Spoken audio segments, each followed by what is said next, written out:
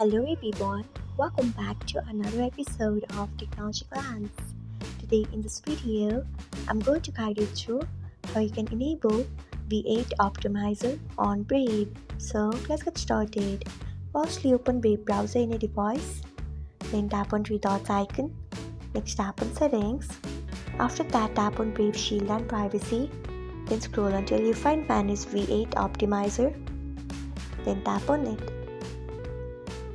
After that, you can see the option of V8 Optimizer. Turn on it by tapping on it. So this is how you can enable V8 Optimizer on Brave. Thanks for watching.